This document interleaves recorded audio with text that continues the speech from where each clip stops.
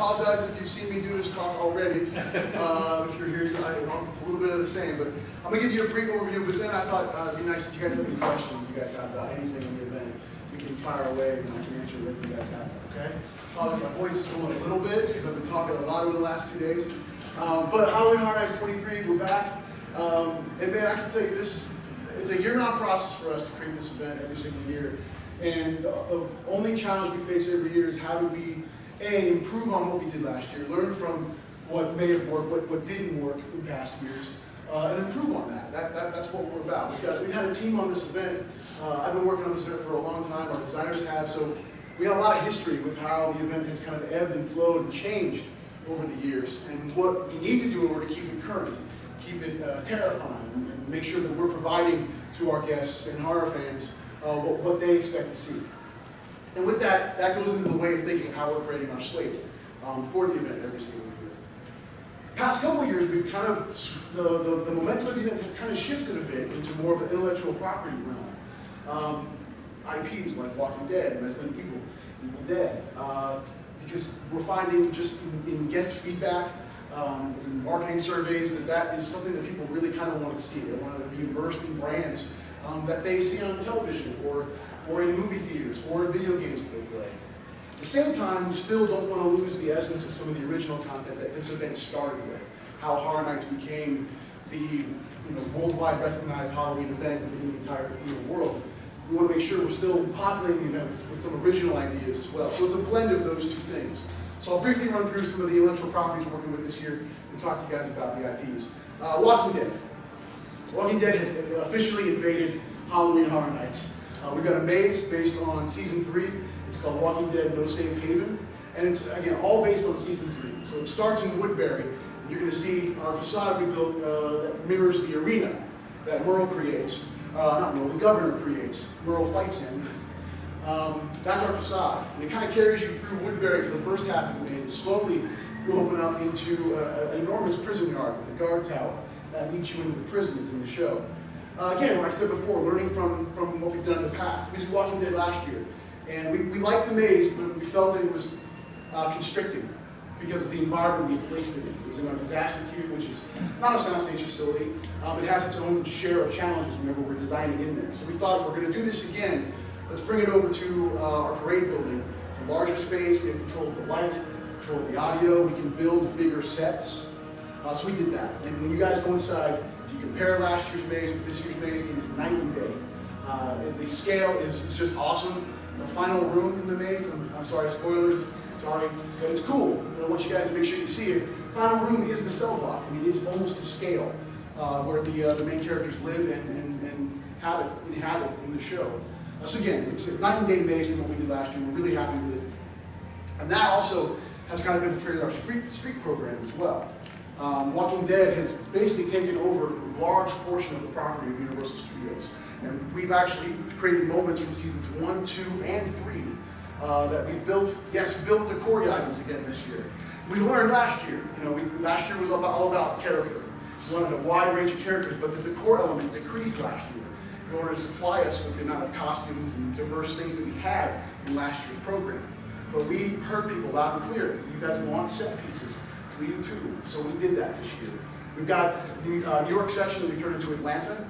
We built a tank. We couldn't actually do a real tank. We tried.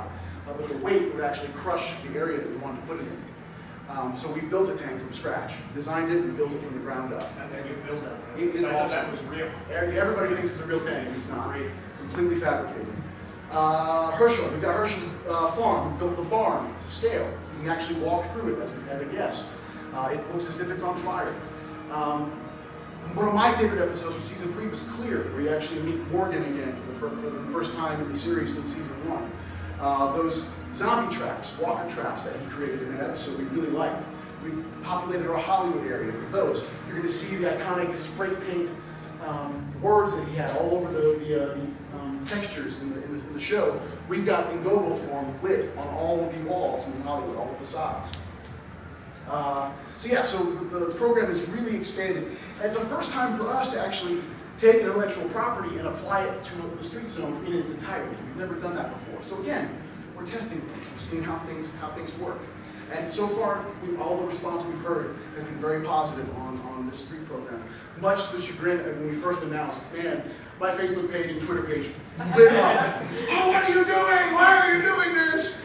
No. But you know what? I'm getting a lot of responses from people who were very negative at first and very positive on what we've done. So that can only, I'm happy about that. I'm glad we met expectations. And we're working it every night. We're changing and adding and flowing. Mazes, okay, let's see. Original maze, Afterlife, 3D. We've been very successful in our 3D applications in the past. I think the most successful maze we did with using 3D elements was the in-between. We've been learning along the way. Last year was about Penn and Teller, which was a very comical maze, almost a funhouse type environment. So this year we wanted to do 3D again, but we wanted the story to be a little bit darker. And we've done that. It's called Afterlife, Death's Vengeance. And it follows the story of a serial killer in the town of Cary, Ohio, in the 1920s, 30s. And this is the last day he's going to live on this earth. You actually see him executed in the opening scene in real life. And then from there on, you're going on to his journey into the afterlife, and where he is actually tormented by the victims that he killed in his life. And you're going on this kind of visual, surrealistic journey into his final moments, that kind of life flashing before your eyes kind of motif is what's going on in there. Really cool aesthetics. I've heard this is probably the most disorienting maze we've ever done, which I think that's a good thing. I think that's what we want. Again, what are the different textures that we can apply to every single maze? This one is definitely one where you really have no idea where you're supposed to go. But we do end up on the other side with our vortex. We have La Llorona. This maze has turned out much better than I think any of us expected. Hollywood did a brilliant application twice over in our sister park of this legend. I went through both versions and I loved them both. I thought Murdy did a brilliant job with translating this legend. So we kind of had it always on the shelf. As okay, one day we'll pull it off the shelf and we'll do this. And we found ourselves in that position this year. Let's do it. Challenge for us was how do we tweak and change it and make sure that it's palatable to our audiences here. Because again, the legend isn't as well known here as it is probably in Los Angeles. So we wanted to make sure that if you didn't know about it, it was still equally as scary. As well as the aesthetics in Hollywood's maze were very rustic. The whole maze kind of took on a barn-like quality, wood textures. We did a barn with Walking Dead last year, so we didn't want to do those aesthetics again. So we actually changed the entire back half of the maze, where you enter La Llorona's realm. You literally go into her depths, and you're being attacked by her in this very different looking environment from the front half of the maze. But very, very cool. It is one of the most beautiful tent mazes I think we've done yet. It beats out Nevermore, which was one of my lists. It was one of the best tent mazes we ever did. And this is right up there, if not maybe a little better than Nevermore as far as the looks. Around Park, Havoc, Derailed. Havoc was an awesome maze we did 3 years ago. I don't know, you guys probably know better than 3 years ago. All right. 3 years ago we did a maze called Havoc. We took aesthetics of these like really crazy super soldiers and that went completely insane inside this government facility, and they tore it apart. Well, when we did that maze, fans loved it and have always asked us to do a sequel. And this year we decided to, but we applied an aesthetic that we've always wanted to do, which was a train aesthetic, where we're actually wanting to put guests into train cars. Now, logistically, this is very challenging because a train, in order to get a sense of a train, you have to walk in a straight line. And that's what the maze is. The first 4 rooms of that maze are linear. It's one after the other. That's really the only way you can really nail home that type of aesthetic.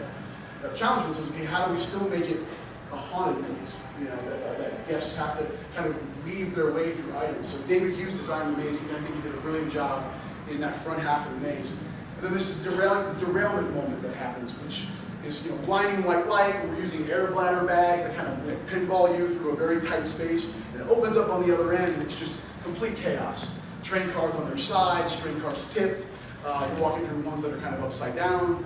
And again, it's applying these characters that everybody loves and their maniacal actions, gunfire and screams, and they're all shaved heads, including the girls. And the cast is the most insane cast we have here at RNS. we actually have to tell them to calm down because there's one room that has cages in it. They're literally ripping the cages out of the Tapcom.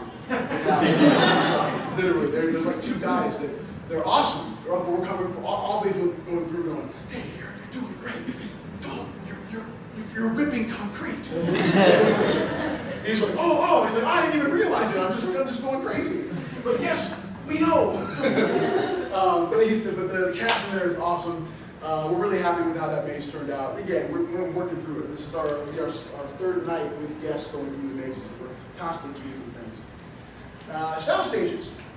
Probably the most impressive lineup in our sound stages I think we've done in a long time. I'll begin with Resident Evil. Huge video game franchise. I'm a gamer. I love that franchise so much. I talked to John Damon. He's one of the producers of Resident Evil. And first time I met him was 3 days ago. We've been conversing in email. But the first time I met him was 3 days ago. And really, the first thing I said is, hey, I love the games, huge gamer. Thank you for letting me fire and walk at the same time. And he went, top comment we get all the time. But that was all about just bringing that game to life, more so than what we did with Silent Hill last year. Silent Hill, I think we did a great job with it, but it also was very similar to the film, because there's a lot of aesthetics that just kind of just matched. So I would not say Silent Hill was a maze where we put you in the game. I think we just did really well with trying to create the environments. Resident Evil maze is kind of a different note here. We've done a really good job, in my opinion, of really kind of transporting you into the Resident Evil game, down to the audio you're hearing. It is the original audio from Resident Evil 2 and 3. We even had to do, kind of improve the audio because it was from the original PS1 source materials. And in some cases we didn't. I kind of wanted to leave it a little bit textured and kind of feel older to give it that retro feel. Color palette's different.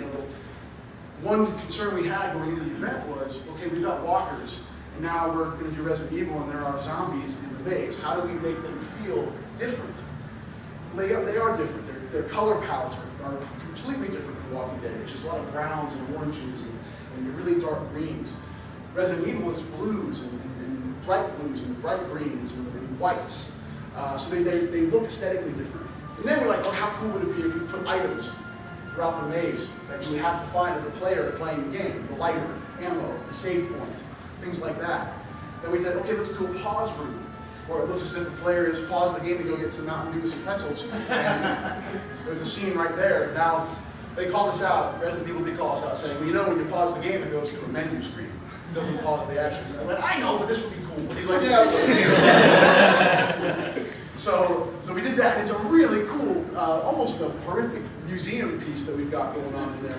Leon, he's fallen from a building, and our lighting designer, Mike Rao, who's brilliant, he built this, we actually stole it from, there was a Halo walkthrough that, when Halo 3 came out, there was this model walkthrough, and they had guys firing guns, they used cotton to create the report, the bullet. Like, we have to do that, let's try and see if we can replicate that. And we did. We got this awesome gunfire that occurs out the muzzle of the gun, and the bullet's just beyond it. And the gunpowder, we used fiber optics to create the gunpowder firing just beyond the bullet. It looks so cool. Hopefully you can see it when you're in there and you're getting scared. But if you can't, take the daytime tour, because you definitely see it. So yeah, we did. I felt that was a really good job we did on that, and the response has been very positive on that maze. Evil Dead, the most theatrical maze I think we've ever created. You're literally walking through scenes. We're having these characters actually perform scenes. Yes, are there scares with it? Of course, but you're seeing full tableau moments from that movie. So we got a blood puke room, where we got a blood vomiting on someone else. We got a girl chopping her arm off in the kitchen. The finale is my favorite part. We're walking through and it completely opens up. And there's the exact scene from the movie, Jeep overturned, cabin on fire, Abomination Mia and Chainsaw Mia right there, just battling. It's the coolest visual when you come around the corner. It's my favorite moment, I think, from that maze. Cabin in the Woods. There are films that you watch that we'll watch that immediately we'll pause and say, okay, we have to do that. That's the maze. Now this movie came out a couple years ago. It's not really a corporate-wise, it wouldn't be a maze you would go, yeah, we got to do that because it's so current. Because it's not. It's several years old. The storyline is amazing. And the amount of characters that populate that movie, we immediately attached to it and said, we got to do that. That's just rich with content that we can recreate. And that's probably, that and American Rail, I think, are my two favorite mazes from this year. If I had to choose two. But that's like picking kids, and I don't like that. The cabin is awesome. It is literally the film. You start in the cabin with zombie redneck torture family, and it kind of ebbs and flows into the facility, and we built the elevator room, with the elevator doors, floor to ceiling, blood covered completely. It's just gorgeous. It's absolutely gorgeous. We worked with Drew Goddard, who's an amazing guy. He greenlit the treatment. He worked on some of our design elements. He allowed us to put some Easter eggs in there that are from our own past. I'll just tell you this, in the finale, look up. You may see some stuff from the past events. But yeah, it turned out really nice. And it really is the movie. You're walking right through it. And I think last one I'll tell you about is my favorite maze. The one we're most passionate about is An American Werewolf in London. It's a maze we wanted to do for five years now. And John Landis, who we've grown to be really good friends, would never let us do. We constantly approached him. And he's like, no, I just don't think it'll work. It'll never work. And finally this year, beginning of this year, he allowed us to at least start talking about it. He came here and we kind of pitched him some ideas. We showed him how we wanted to do the wolf and the transformation scene, which mirrored many of the things that he actually did on the set. And he let us do it. And the whole time he's like, it'll never work. The entire time he's like, oh, yeah, you can do that. I don't understand it. And so it's been like this kind of dual communication and education, where we're kind of educating him how the horror, haunted attraction realm works, and he's kind of educating us on his amazing history and everything he's done, and also telling us some techniques and how we can achieve some of the things that we wanted to do with American Werewolf. And the wolves are the coolest things I think we've had in the event in the last 6-7 years. These wolves, when you see them, it's the wolf. It moves, it acts just like the one in the movie. Its movement is completely fluid. We've never done articulated puppets in the event before, but that was the only way we knew if this was going to work, it's the only way we knew we could do it. This couldn't be someone in a costume. It couldn't be like the knuckle jump characters that we did years ago, where they're in a costume and they're bent over, and it couldn't be that. It had to be a puppet. And it's cool. It's cool. I can't wait for you guys to see it. And then shows, Bill and Ted's Back. This is the 22nd year for the show. A little spin on it this year is that Jason Horn wrote and directed it.